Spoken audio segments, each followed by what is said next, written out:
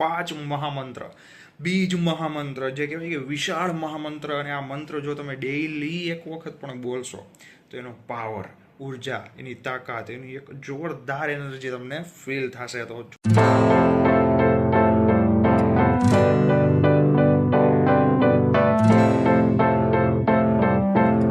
જય માન દાદા, જય પ્રભુ શ્રી રામ, હર હર મહાદેવ. તો મિત્રો, આપણા બજરંગબલી હનુમાનજી મહારાજ જોરદાર, પાવરફુલ, તાકાતવર, વિશાળ, મોજીલા ગદાવાળા દાદાના પાંચ મહામંત્ર, બીજ મહામંત્ર જે કહેવાય કે વિશાળ મહામંત્ર. અને આ મંત્ર જો તમે ડેઈલી એક વખત પણ બોલશો તો એનો પાવર, ઉર્જા, એની તાકાત, એની એક જોરદાર એનર્જી તમને ફીલ થશે. તો જોરદાર મંત્ર છે, એમના લાભ શું છે, તમામ માહિતી નિયમ સાથે ફર્સ્ટ ટાઈમ બનાવું છું. તો ફટાફટ આપણે પોઈન્ટ ઉપર આવીએ. તમામ ભાઈ બહેનો મિત્રો સુધી વોટ્સઅપ, ફેસબુક, સોશિયલ મીડિયાના ગ્રુપ દ્વારા ખાસ વિડીયોને શેર કરજો, જેથી બધા દાદાના મંત્રના જાપ કરી શકે. દરરોજનો લાભદાયી વિડીયો જોવા જમણી બાજુ રાઈટ સાઈડ લાલ બટન છે, સબસ્ક્રાઇબ દબાવી દેજો, બાજુમાં ડંકો વગાડી દેજો, નીચે હાઈપ બટન છે, વારાફરતી 3 વખત પ્રેસ કરશો એટલે આ વિડીયો દાદાના વધુ ભક્તો સુધી પહોંચશે. તો હવે મિત્રો, પહેલો મહામંત્ર જે છે, પહેલાં તમને હું મંત્ર આપી દઉં, સ્ક્રીન ઉપર લખી દઈશ, ત્યારબાદ એમના લાભ કહું અને નિયમ આપણે એન્ડમાં વાત કરીશું અને જોરદાર અનુભવ વિશે પણ વાત કરીશું. બરોબર છે? તો સૌથી પહેલો મંત્ર છે ઓમ નમો હનુમતે મમ મદન ક્ષોભમ સંઘર સંઘર આત્મતત્વમ પ્રકાશમય પ્રકાશમય હુમ ફટ સ્વાહા. ફરી એક વખત બોલી જાઉં છું, ઓમ નમો હનુમતે મમ મદન ક્ષોભમ સંઘર સંઘર આત્મતત્વમ પ્રકાશમય પ્રકાશમય હુમ ફટ સ્વાહા. હવે આ બધા પંચમુખી દાદાના મંત્ર છે.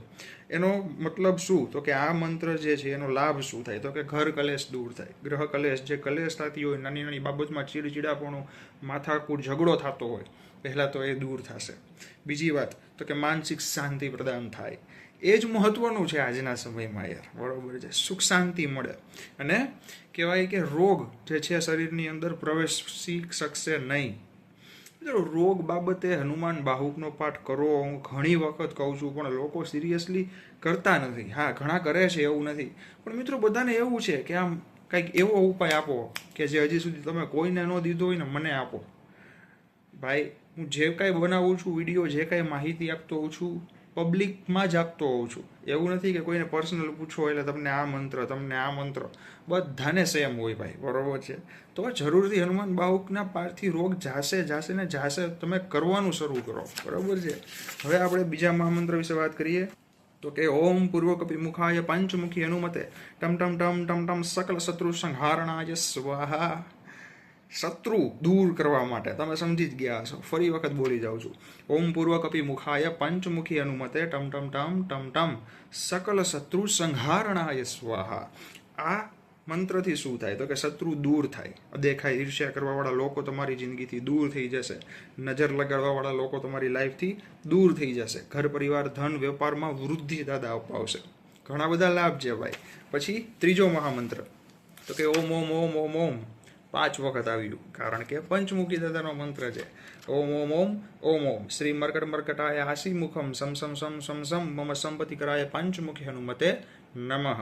ફરીવાર બોલું છું, ઓમ ઓમ ઓમ ઓમ ઓમ શ્રી મરકટ મરકટાય આસી મુખમ સમ સમ સમ સમ સમ મમ સંપત્તિ કરાય પંચમુખી હનુમતે નમઃ. હવે આ મહામંત્ર જે છે ધન સંપત્તિ માટે અને આવકના રસ્તા ઊભા થાય એના માટે મહત્વનો છે. જેને આવકના રસ્તા નથી, મહેનત કરવી છે, કામ કરવું છે, કરે પણ છે, છતાં પૈસા આવે છે, ટકતા નથી, અથવા તો કામ મળતું નથી, તો આ મંત્રનો જાપ દરરોજ કરવો. હવે કેટલી વખત ક્યાં વારથી શું નિયમ છે એન્ડમાં બધા મંત્ર વિશે સેમ નિયમ છે, આપણે છેલ્લે વાત કરીશું.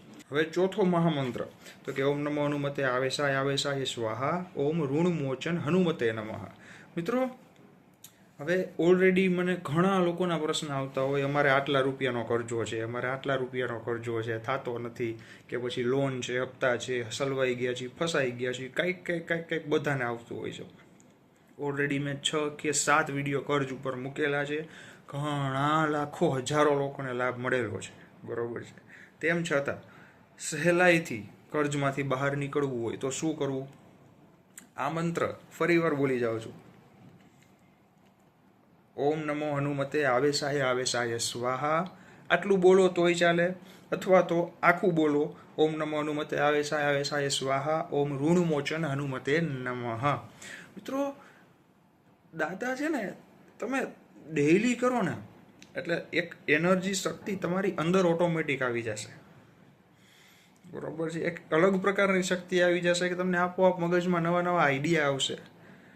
તમને જોઈને લોકો નવા નવા કામ તમને તમારી તરફ એટ્રેક્ટ થશે કે ભાઈ અત્યારે કંઈ કામ નથી, જે જગ્યાએ ઇન્ટરવ્યૂ આપવા ગયા ચાલો સિલેક્ટ થઈ ગયા, નવો ધંધો શરૂ કરવાનું નક્કી કર્યું તો દાદાની દયાથી ચાલવા માંડશે. આવા બધા ચમત્કાર છે ને ધીમે ધીમે થાય, પણ તમારે ડેઈલી કરવું પડે, ત્યારે થાય, દરરોજ કરવું પડે, બરાબર છે. હવે 5મો છેલ્લો મહામંત્ર છે ઓમ નમો નમતે રુદ્રાવતારાય સર્વશત્રુ સંહારણાય સર્વ રોગરાય સર્વ વશીકરણાય રામદૂતાય સ્વાહા. મિત્રો આ મહામંત્ર તો જોરદાર ચમત્કારિક છે ભાઈ. ફરી વખત બોલી જાઉં છું. ઓમ નમો હનુમતે રુદ્રાવતારાય સર્વશત્રુ સંહારણાય સર્વ રોગરાય સર્વ વશીકરણાય રામદૂતાય સ્વાહા. આ મંત્રથી શું થાય તો કે તમામ ઈચ્છા મનોકામના પૂર્ણ થાય છે અને નિરોગી જીવન પ્રદાન થાય છે, તેમજ શત્રુઓનો નાશ થાય છે. મિત્રો શત્રુ છે ને, હનુમાન દાદાને માનશો ને એટલે શત્રુનું કાંઈ નહીં આવે. ગમે એવા શત્રુ પહાડ જેવા હોય ને તમારી નજીક પણ નહીં આવી શકે, અથવા તો એ જે કંઈ પણ તમારા ઉપર પ્રહાર કરશે ઉલટા એના ઉપર પડશે.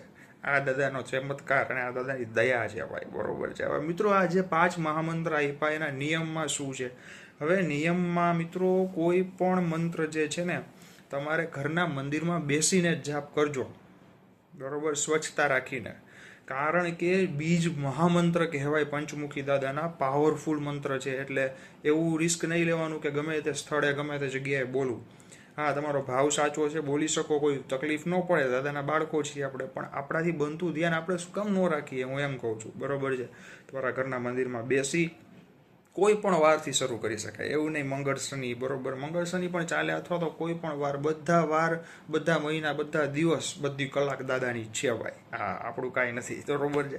તો કોઈ પણ વારથી તમે શરૂ કરી શકો, પણ સવારના સ્નાન કર્યા બાદ તમારા ઘરના મંદિરમાં બેસીને બોલી શકાય, અથવા તો સાંજે સ્નાન કર્યા બાદ તમારા ઘરના મંદિરમાં બેસીને બોલી શકાય.